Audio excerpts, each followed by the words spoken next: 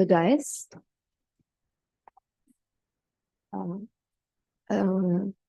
Sir Namit sir, Professor Deepa Sethi, Professor Radhakrishna Pillai sir, Professor M.P. Sebastian sir, kindly come forward.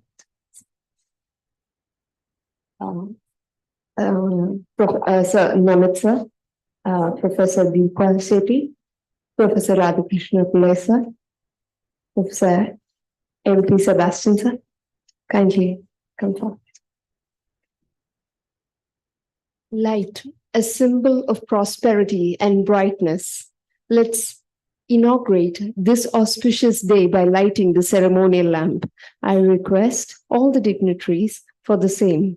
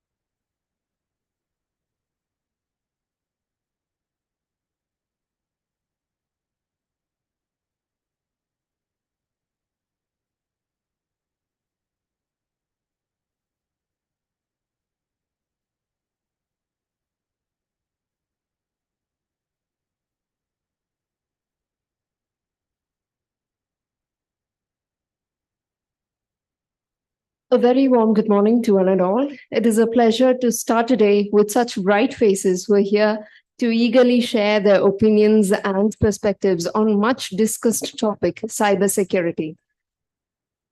It is an honor to welcome the chair of Australia-India Cybersecurity Leaders International Symposium 2023. Dr. Sandhu is an internationally recognized research leader with advanced expertise in cybersecurity, fintech, blockchain, artificial intelligence, metaverse, and digital enterprise innovations. Sir has also held multiple positions, including professor at the University of Northern British Columbia, Canada, Senior Research Fellow at the University of South Australia, and other senior academic positions at the University of Wollongong, Charles Darwin University, Deakin University, and the University of South Pacific at Fiji. Recipient of Vice Chancellor and Pro-Vice Chancellor's Teaching Commendation Award, Sir also engages in teaching international and local students and has multidisciplinary experience working across different faculties such as business, accounting, finance, management, economics, IT and IS, software and computer science. Sir, it's a pleasure to have you here. May I now welcome you for the welcome address.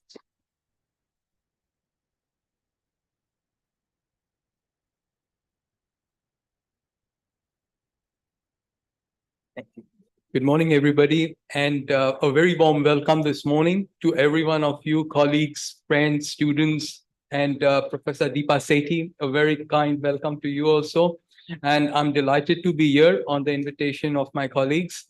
And I'm an Indian, basically. That's how I start my, speech. And I was born here in India, just like you. And 30 years I've been in Australia overseas now. But as my introduction says that I have lived around, in Canada, in US, UK as well. And Australia always is my second home.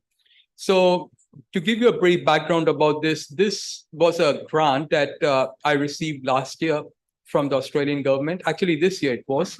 But it didn't figure at that time what I was doing or what I want to do. But I always had a research focus in cybersecurity.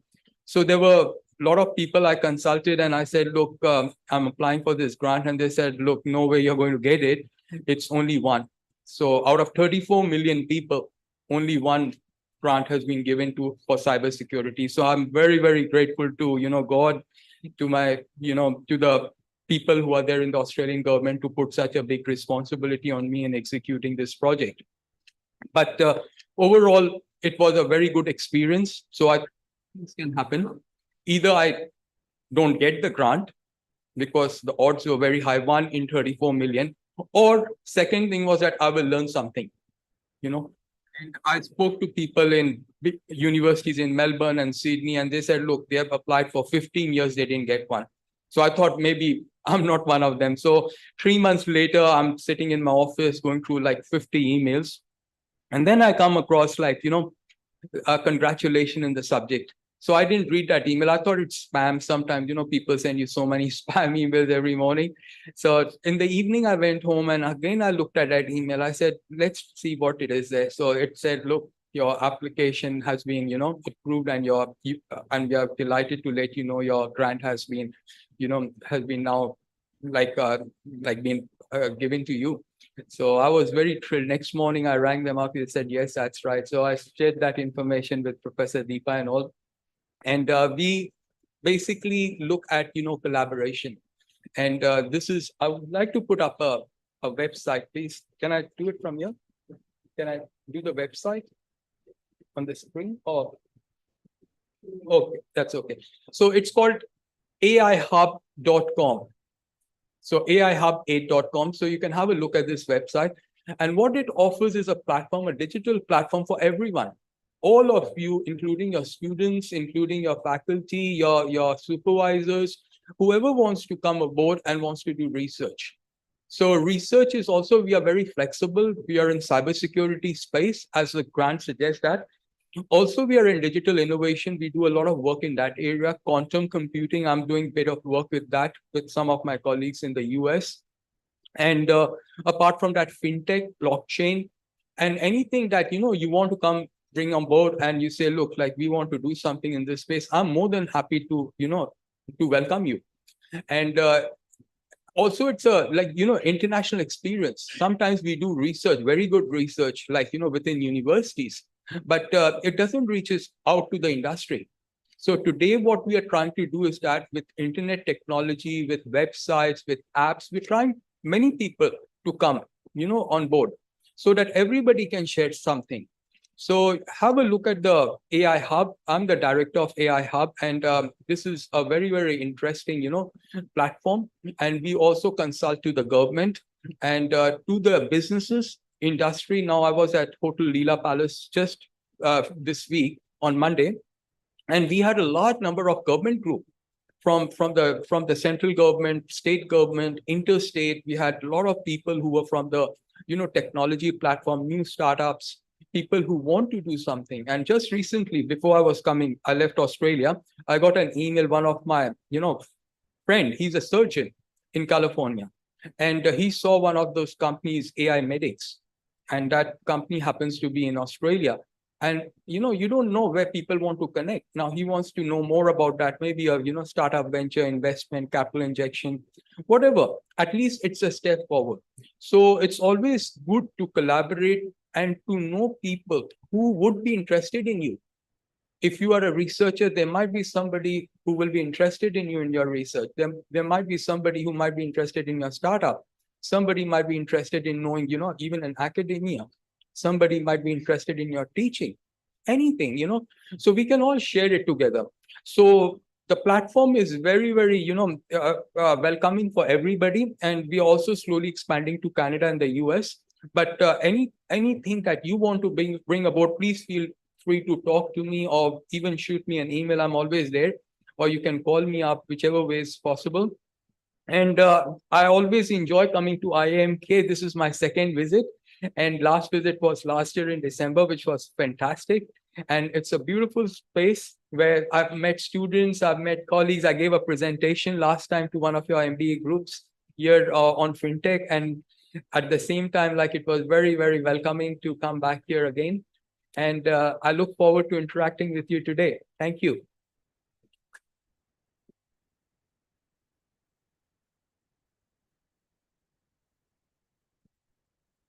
Thank you, sir. Without much further ado, let's move on to the first panel, Cyber Power, Need of the Hour. Let me briefly introduce the panelists for the discussion.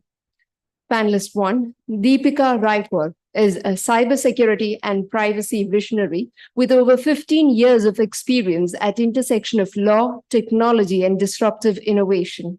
She works with Deloitte Cyber and Strategic Risk Practice out of San Francisco office and is the president of IAM Curricular Alumni Association. Deepika manages telecom, media, and telecommunication clients, and in her past assignments, she has helped social media tech giants to define their metaverse cyber and privacy strategies. She is also a passionate advocate for disruptive technologies and the role of law. Ma'am, it is an honor to have you here. The panelist two is Avik Roy, Director, Grant Thornton Risk Advisory Services Practice with focus on cybersecurity and privacy protection services. He has more than 13 years of experience in enterprise, business and IT, risk management, third-party, vendor risk management, privacy and data protection, strategic planning, governance, risk and compliance. Avixa has also been engaging in providing IT risk management services to Fortune 100 FSI and healthcare clients, along with state governments for health insurance, exchange and implementation projects. Sir, it's wonderful to have you here at campus. The third panelist, Raghu Vamshi, is a cybersecurity strategist who also has worked closely with prestigious entities in UAE, Qatar, Oman, Bahrain, and India on strategic engagements related to cybersecurity, security operations, orchestration, data security, and risk management. He was also the keynote speaker at various forums such as GITEX, Technology Dubai, GSEC, to name a few. He is also the recipient of the Innovation Award conferred by Dubai Chamber of Commerce and Industry's Center for Responsible Business. Sir, it is an honor to have you. Further, welcoming the moderator for the panel discussion, Professor Anandita Paul, Associate Professor, Information Systems. Ma'am's research interests revolve around interaction design, ICT for development, women and ICT, and social media in education, internet use and abuse. Ma'am also publishes in numerous renowned journals, research in gerontological nursing, International Journal of Multimedia, Data Engineering and Management, International Journal of E-Business Research are a few to name. Welcoming you, ma'am.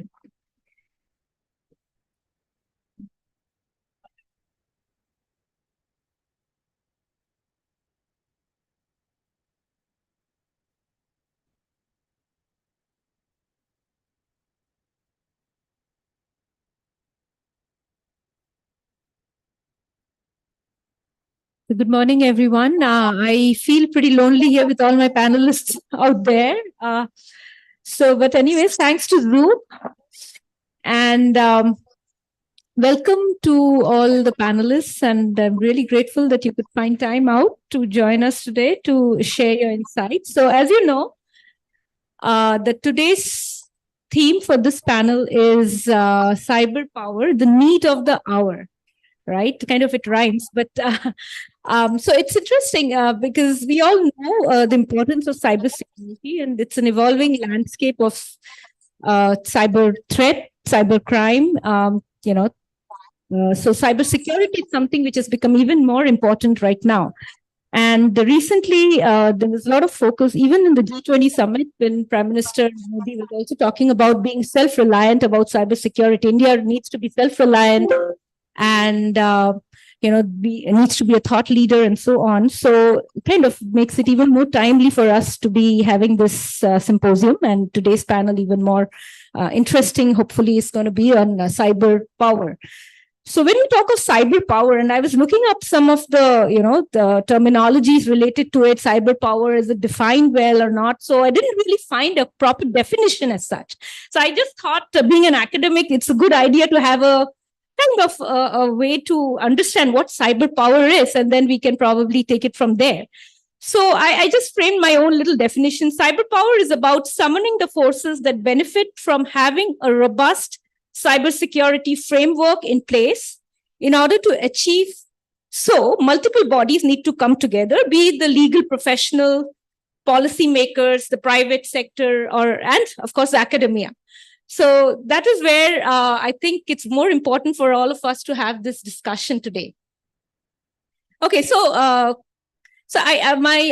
think the introductions are already done. So maybe then we will skip the introduction. But even then, I would like to go across each of the panelists, and if you could share how your respective profiles do connect to the field of cybersecurity as such, and what aspect, what angle of cybersecurity. So may I call upon, maybe we can start on with Ms. Deepika Raikwar, and then go ahead with, since we don't have a sequence here, so maybe I can make a sequence here, Mr. Avik Roy, and then Mr. Raghu Vamsi. Yeah, please go ahead. Namaskar. First of all, thank you very much for all those kind words and introduction and a beautiful definition of cyber power. So you're absolutely right, ma'am. When you say about, cyber power, it's not about one person defining anything or one government defining anything or, one set of law coming in picture and, taking everything with its credit. It doesn't work like that. It's a collaboration of, multiple challenges, legal regulatory spaces, and something which is also in the future. And I'm very passionate for this. And, the way I like to see the space is the cyber threats, the cyber bad actors move faster than the legal and regulatory spaces. That's actually one of the biggest threats that, the lawmaking has certain, time lapse to it. Every country has its own challenges.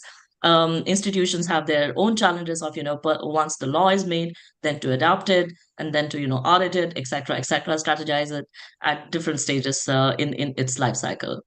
The biggest threat is the learners out there or the bad actors out there are way faster in understanding the vulnerabilities. It can come from anywhere. It can come from your third parties, it can come from cloud, whatever you can imagine and whatever you cannot even imagine. The vulnerabilities are right, like in today's world, are many, which could be anticipated or not anticipated.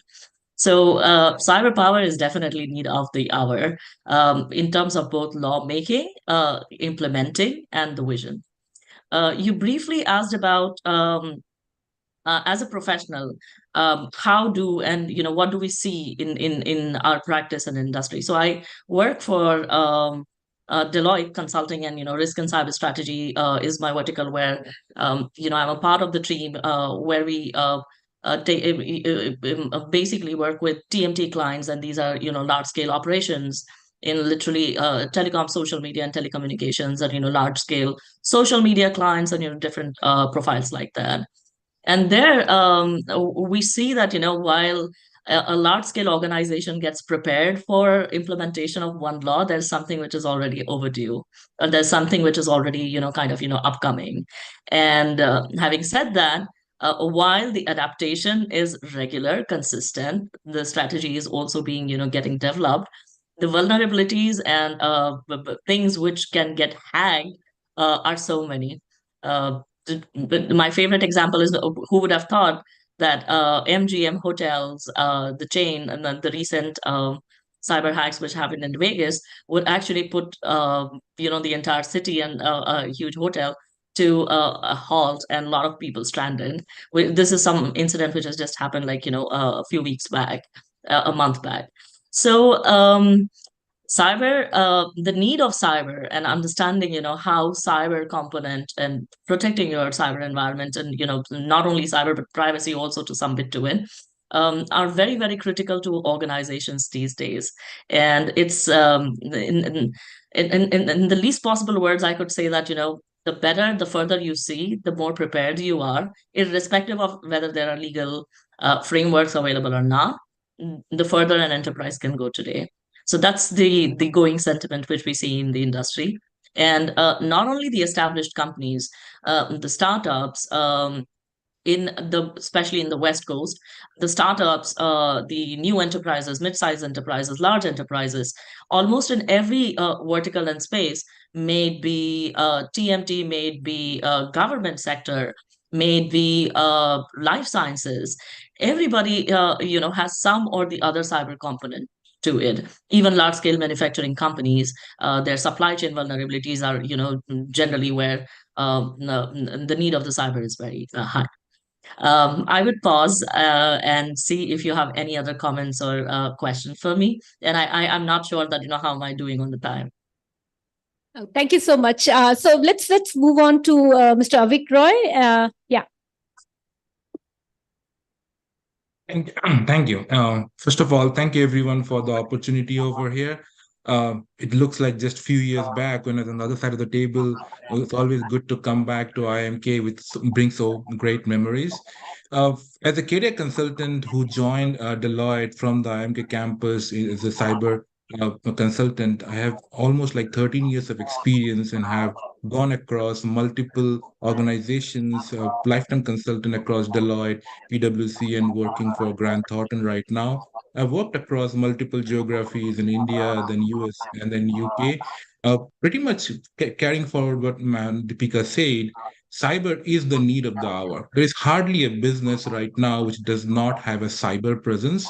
And whenever an organization, like earlier when I started my career, most of the organizations were looking cyber more as a cost center, like as an afterthought, but it's no more the case right now. Cyber is no more an IT risk, but a business risk.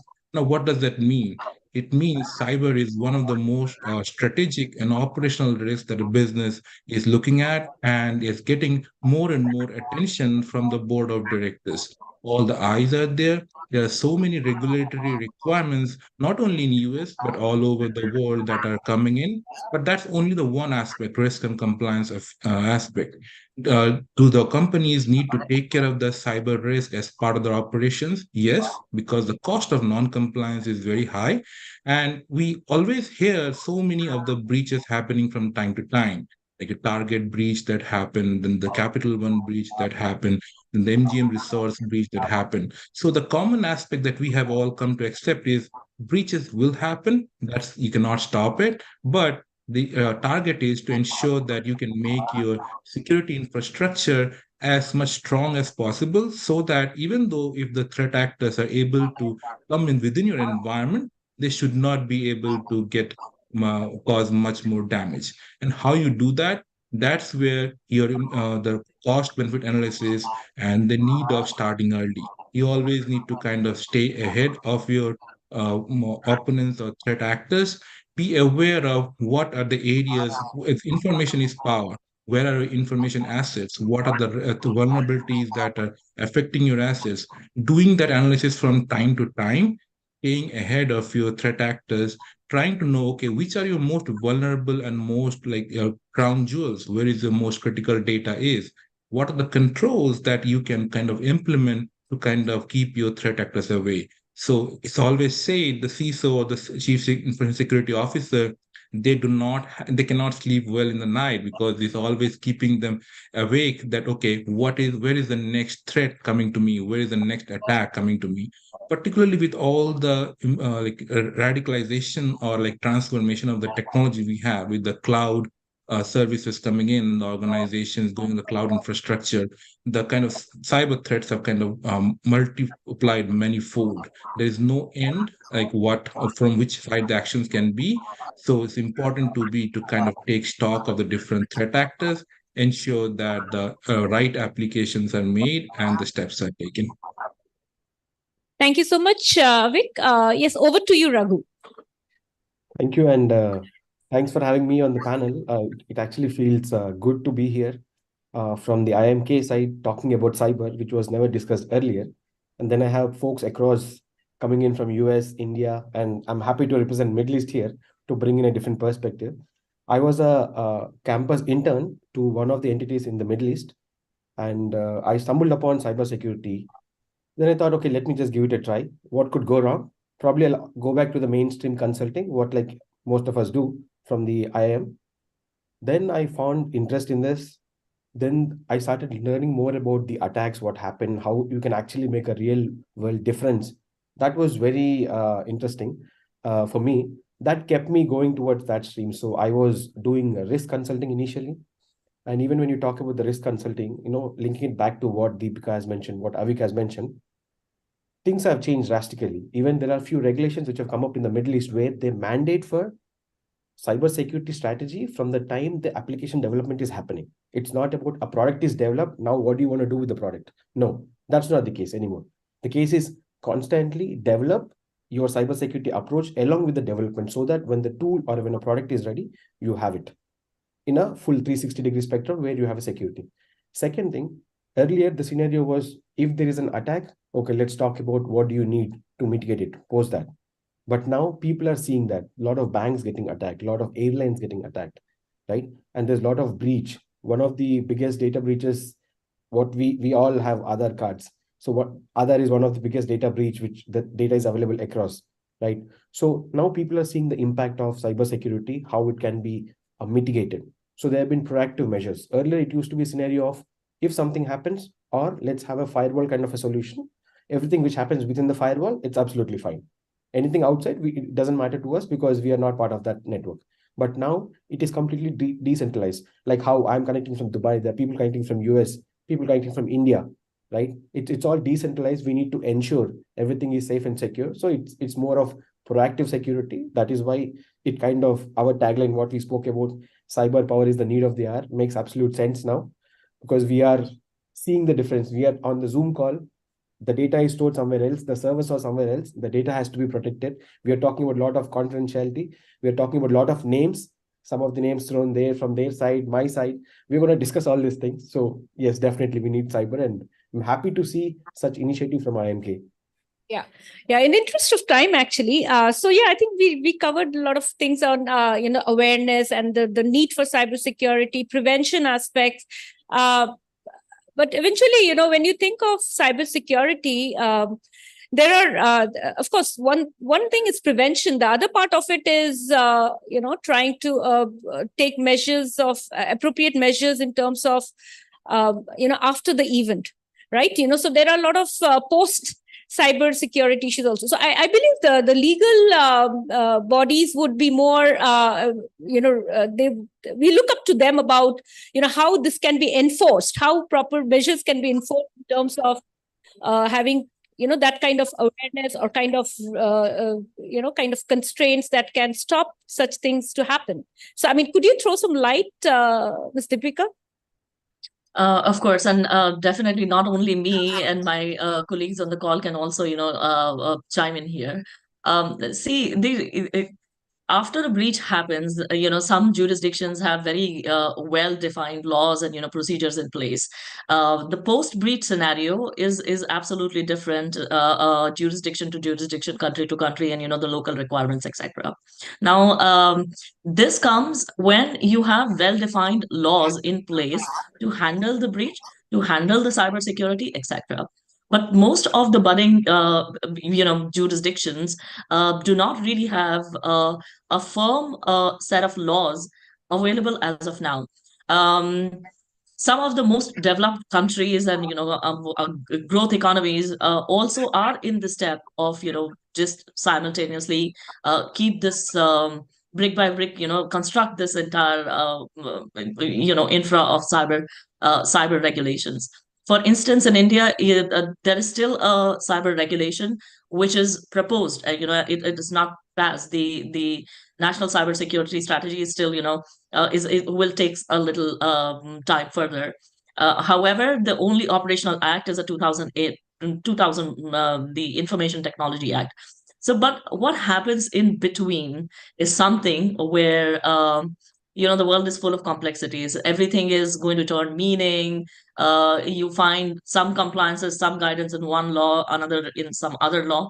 So there's not a clear definition in most of the jurisdiction. I gave you the example of India because that's very closer to my heart, while there are many other countries as well, the smaller countries, which can probably have third parties sitting in there. And while you may have a law as India or a particular jurisdiction A, your third party sitting in another jurisdiction may not really have any legal this thing. So in this entire complexity of this jurisdiction, that jurisdiction, multiple mosaic of law, what should be your North Star? And that question has been a consistent question. We have traditionally relied upon GDPR as the North Star, and certain other global privacy and cyber regulations as well, mostly European, as the North Star. So it's also kind of a very interesting proposition that, while you have the North Star, how aligned you want to be towards the North Star, or you would want to have some local flavors to your laws, and because you understand the local vulnerabilities, the systems, and the construct even better. So those kind of things are evolving. There's nothing and it's definitely not one size fit for all. Some people would want to lean towards more European jurisdiction, European laws. US, for instance, has their own standards, frameworks, laws, definitions, and there's a lot which is proposed as well, which is like upcoming in the European regulations, like the DSA, DMA, which will have some components of cyber along with privacy as well. So there's a lot, and my best answer would be legal. It is an aspirational standard post breach, but do you even have, or do a particular jurisdiction have those four walls constructed around? That's the big question. The speed of law, making any regulatory change or a legal change or even bringing a new law is very slow. So, and collectively, we probably have to look something and work towards it. Thank you so much. So from the organizational perspective, Avik or Raghu, please can you bring in your perspectives, like post-breach scenarios, and how do businesses are equipped to handle that? Sure. So definitely, I would like to add the point that Deepika made. There are definitely a lot of regulations across US, also in UK, and then across other geographies also, which are coming up with the reporting of those breaches and the incidents as well. But at the same time, still there is a lot of subjectivity regarding what constitutes a material cybersecurity incident. So there is a lot of open areas there where organizations are required to kind of report the material cybersecurity incidents to the corresponding regulator within a particular time frame, 48 hours sometimes, 72 hours sometimes. But what constitutes the definition of materiality and what is a cybersecurity incident that they want to report, that is still up to a lot of organizations. So slowly and slowly, a lot of improvements are happening around that area and standardization is happening, but still there is a lot more work to be done. A lot of organizations, what they're doing is they are having their very specific forensic investigations team. They are having like multi-team discussions with their legal and then their third parties who are helping them with the say breach support, with the incident response support, and with the communication with the corresponding regulators. So again, they are not kind of splitting out each and every detail of the breach, but they are trying to also maintain what is the information that they want to communicate and how they want to kind of protect themselves from future such breaches.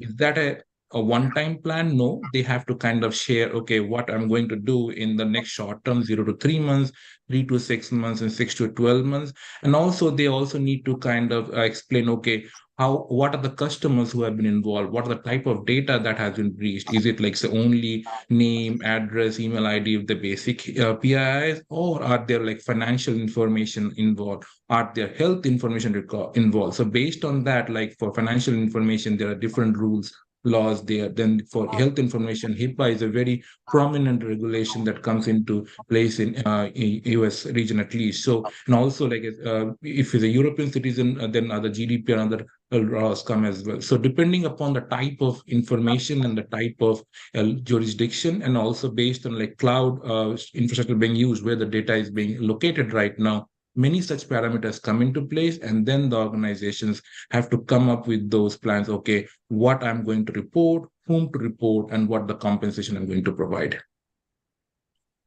Yeah, thank you. Yeah, over to you, Raghu. Great. Thanks for sharing that info, Deepika and Avik. I actually have a probably a little bit more information to add to that, like where you spoke about various standards. Let me give you the scenario, what's happening in this part of the world. Yes, HIPAA, PCI DSS, all these are kind of a benchmark standards which was set across, and we have been using it. But what the government entities have done in the region is they have enforced this law on entities saying that you have to be certified on a specific standard. And they started providing cybersecurity ratings. as in cybersecurity index. So for example, in Dubai, they have something called as a Dubai Cyber Index. All these government entities are supposed to have a cybersecurity resiliency strategy, which the government will evaluate, and at the end of the year would rate the best department, the worst department. You don't want to be in the worst department, of course, in the last, right? So there's always a proactive thing of doing it in advance, saying that, yes, we want to be that. So that is for Dubai. At a federal level, UAE has come up with a NISA, National Electronic Security Authority, which is a standard which is enforced all the entities. Now, the reason why is Dubai doing this is because if you look at the data breach cost across the globe is $4 million per transaction. And when you look at Middle East, it is almost 7 to 8 million. It's almost double. The impact is double. So there's a focus and emphasis. Oman has a royal decree to have a data security. Saudi Arabia has something called as a SAMA, which is Saudi Arabia Monetary Authority. Qatar, during the cybersecurity, the entire FIFA, they have come up with a Qatar cybersecurity framework to ensure all the entities during that critical time are covered, secured, and there's a proactive measure. So Bahrain has come up with national cybersecurity strategy. Kuwait has come up with the Kuwait Data 2035 law. So if you look at it, the focus is changing. It's not just about the entities deciding if they want to have a strategy for cybersecurity or not, but it's coming like a top-down approach where the government is pushing them to do that. And automatically it translates to the private entity saying that, do you want to work with government? How resilient you are. You're trying to provide some kind of a product, say some kind of a SaaS application to an entities here. Okay, this is all good. The product is fine. But what do you have as part of your security? We use your product. What is the guarantee that the data doesn't get breached from your side? What happens in case if there's any kind of a breach, right? So these kind of regulations are coming in and are being enforced here. I wish these could be enforced across the globe.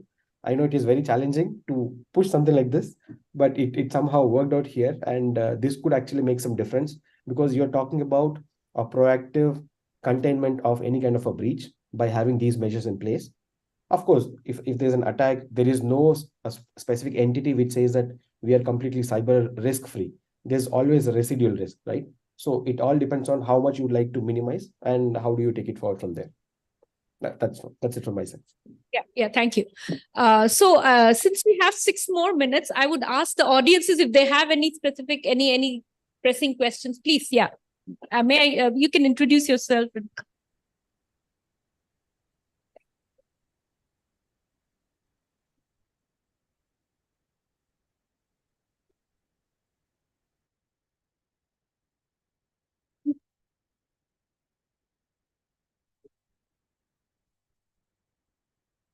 Hi, good morning, everyone. Myself, Archana Venugopal. I am working as the Chief of Information Security for a small finance bank in India. So regarding the laws and regulations, I would like to add that 70B of Information Technology Act, it clearly mentions and designates CERT-In as the organization to control the cybersecurity incidents in India. And as per the Act, any organization which deals with customer data is supposed to report the incidents within 6 hours. And even about the financial industry, the CERT-In as well as the RBI has given us another guideline which mandates like the maximum hours of time which the organization can is 6 hours after the detection of the incident. And about the criticality and the materiality, also for the financial industries, there is a guidelines and they have given an exclusive list of incidents also, like the type of incidents, the category of incidents that should be reported. So in the other parts of the world, there are some again it depends on the classification code schema, the organization culture, which mandates the organization to come forward and report it. And in the latest part, if you scan the news part, some of the organizations are getting penalized also. Like recently, 2 banks got penalized over reporting with delay of at least 1 hour, 2 hours. So in India, the regulations are strengthening. They are enforcing it also. Thank you so much. Any questions? Anything else? Any opinion? Any point of view? Please. Okay. Anyway, so yeah, please go ahead. Morning. My name is Namit. I have a question for the panel. It's a controversial question, I would say. Recently, one of the chief execs of SolarWinds, one of the cybersecurity vendors, has been let's say he's probably going to jail because the company was breached. Right. So as a cybersecurity executive or a cybersecurity professional, is the domain becoming a little too risky to be in because of the regulations, the laws, and like, for example, the Uber CISO is also probably going to jail because Uber was hacked and data was lost, customer data was put out in the public. So is that sense prevailing across the regions? I'm sure Raghu has an opinion, but what about the others as well? Just to know what the domain looks like for people like us and future aspirants of the space. Interesting question. I love that question and absolutely love that question. And let me tell you, one or two incidences should not, break the morale of the entire community and put them to risk. If there are any criminal provisions in any law, the idea is to create a deterrent and, to get that, kind of compliances, etc., to be prioritized by that particular position. So I, without knowing the facts of the matter, I can't say that, it's like whether there were enough policies in place or whether the cybersecurity environment was prioritized or not. Any law is not to catch the neck of a CXO. Never. It's just intended to create a deterrent and, to get the culture of compliance in an organization. If you and it is kind of, true for any community, any criminal provision, or any type of profession. So leave alone the cyber, I still think it is one of a trustworthy or most trusted professions and, need for the hour.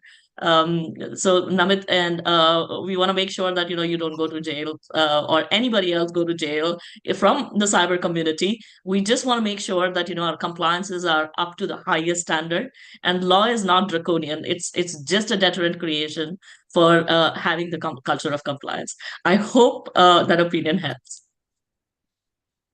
And if I can add to what Deepika said, so Namit, like wherever the risk is higher, the more and more interesting people will take up the challenge, right? So having said that, I don't think like any law can kind of keep those CXOs accountable as long as they can prove that, okay, they have done their due diligence, right?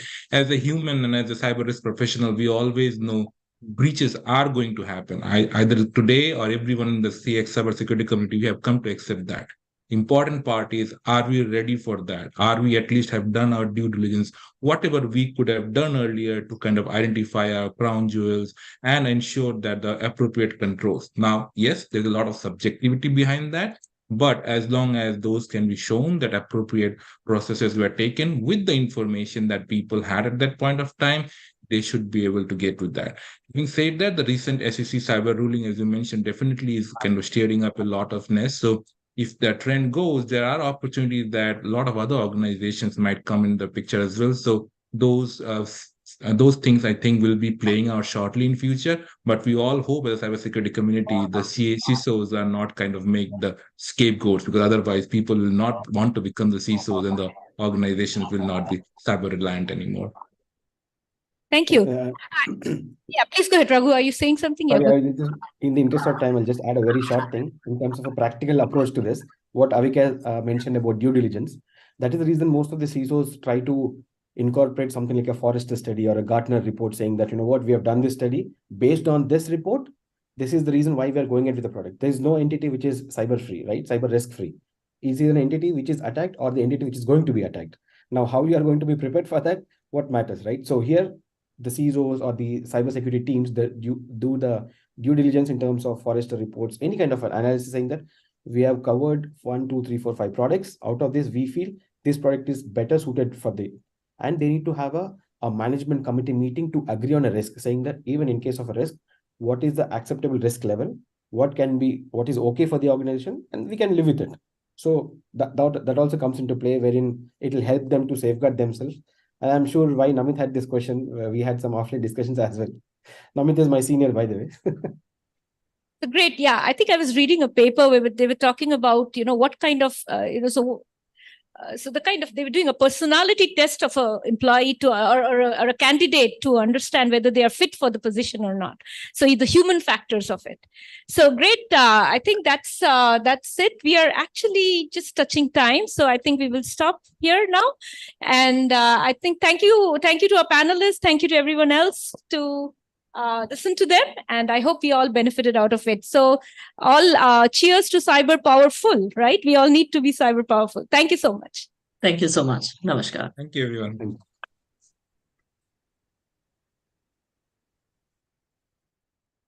Thank you, ma'am. Thank you, ma'am. Next, we have Professor Deepa Sethi, who's the co-chair of the Australia-India Cybersecurity Leaders International Symposium. But more than that, she's also the Dean, Programs and International Relation, and the professor at IIM Kozhikode. She also has research experience and extensive experience in teaching and training. She is also an expert in the field of managerial communication. Ma'am's research and training areas include verbal, nonverbal communication, diversity reporting, HR communication, cross-cultural communication, soft skills for interpersonal effectiveness, health communication, and presentation skills. Ma'am, may I invite you for the presentation?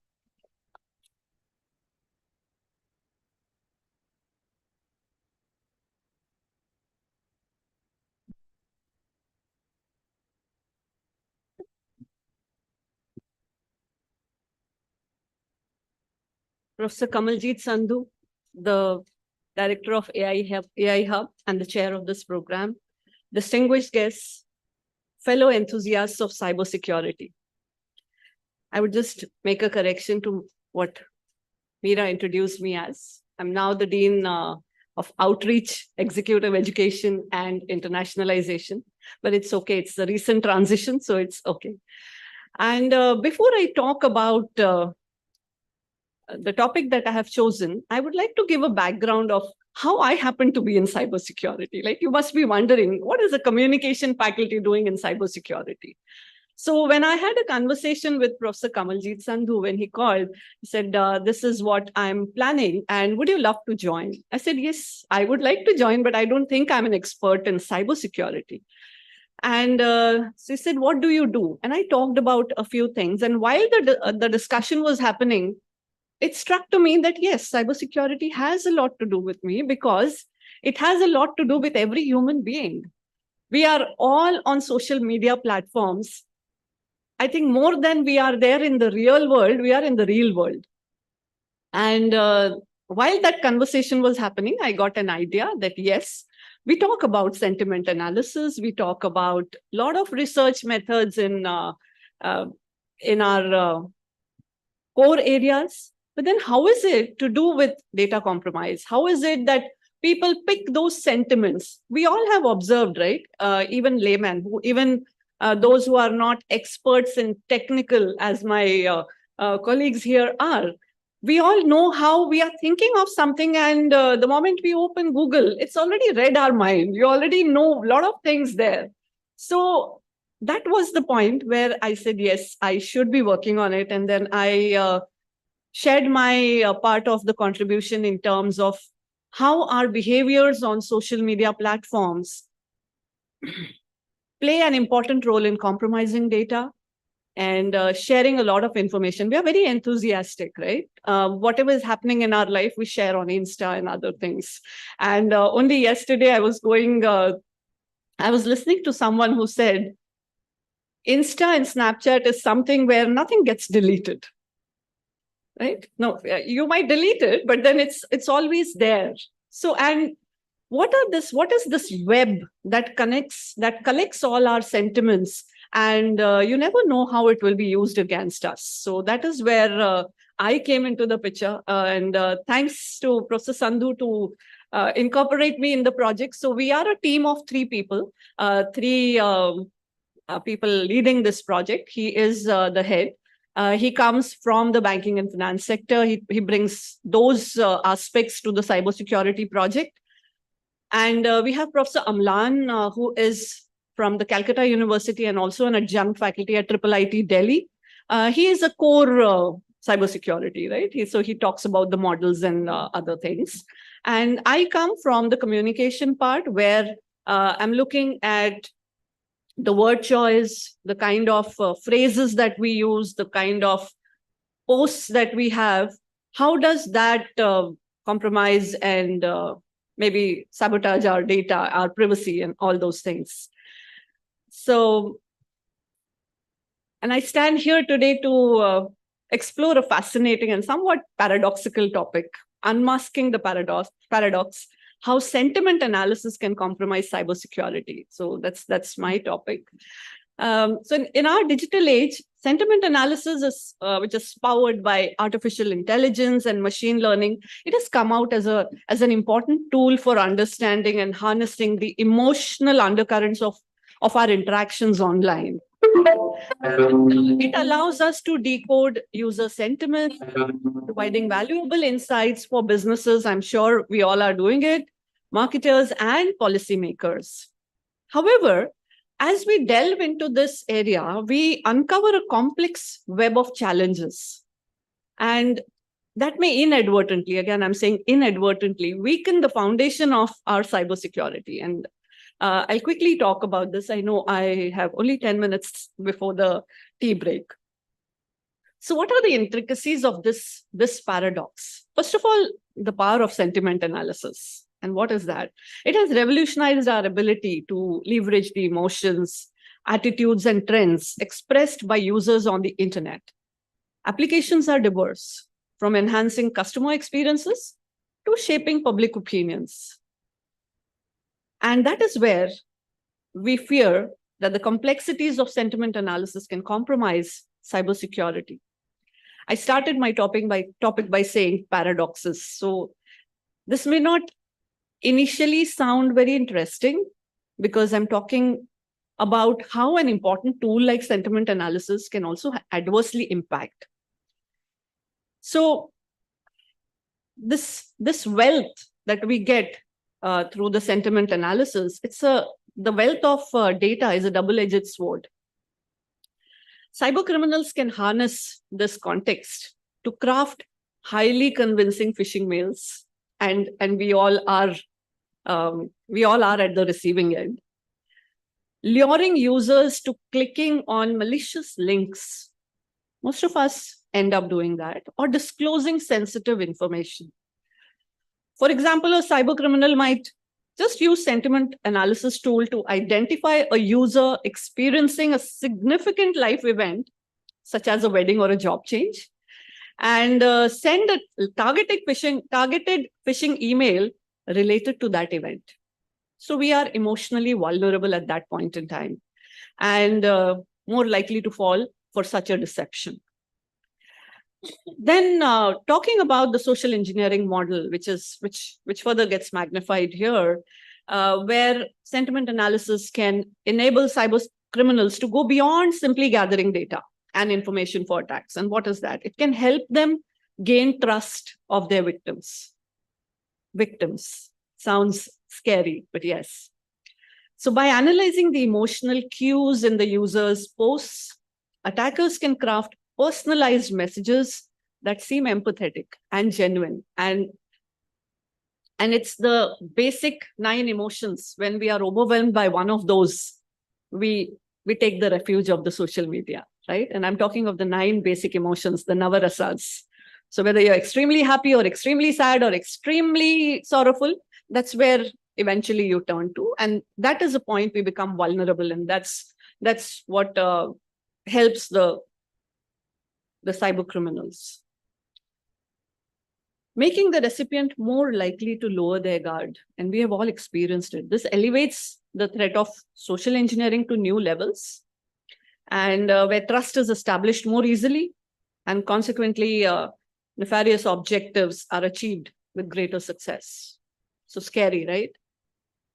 And then there are privacy concerns. The extensive data processing that's required for sentiment analysis raises profound concerns about the user privacy. Platforms and companies are vigilant. We were listening to the panel. We were talking about mostly the legal implications. Namit asked an excellent question. So platforms and companies have to be vigilant in protecting user data from misuse so that we ensure robust data protection mechanisms, right? And then you have the fine balance between innovation and ethics, which is another dimension here. So the ethical dimensions of sentiment analysis deserves closer attention.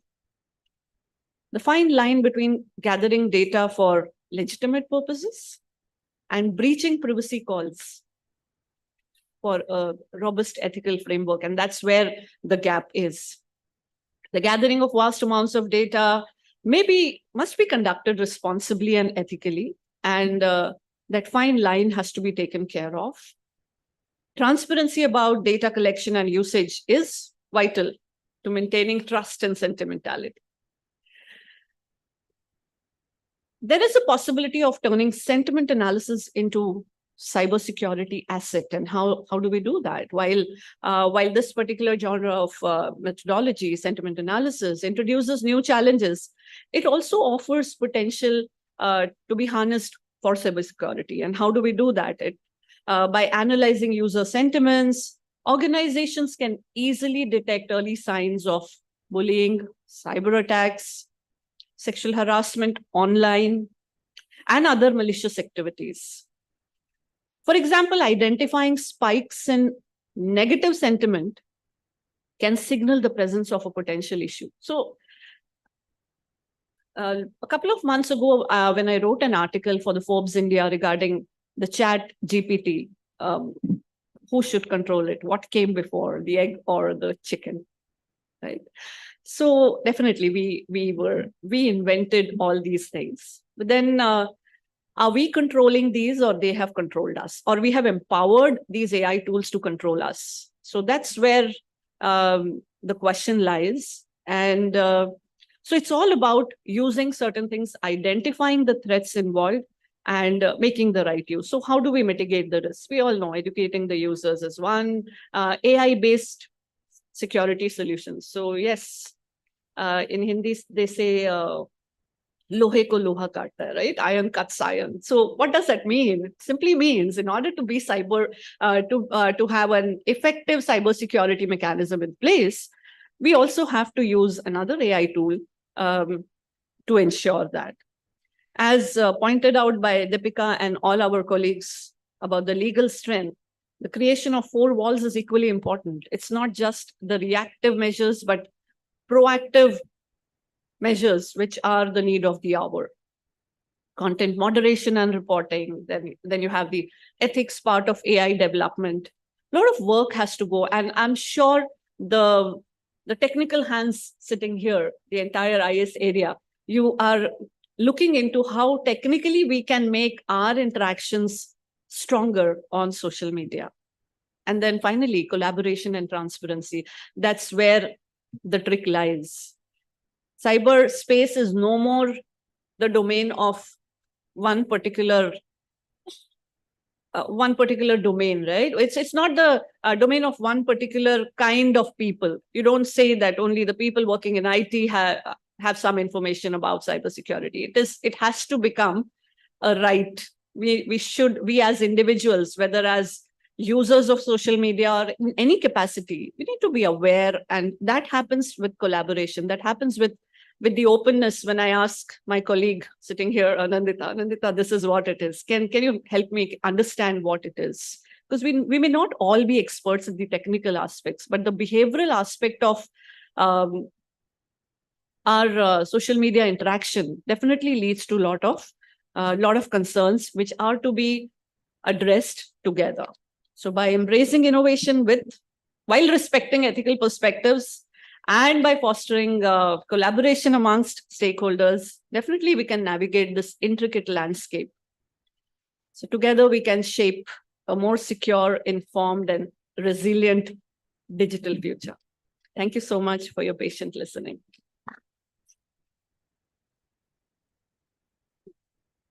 We'll break for tea and we resume at 10:30.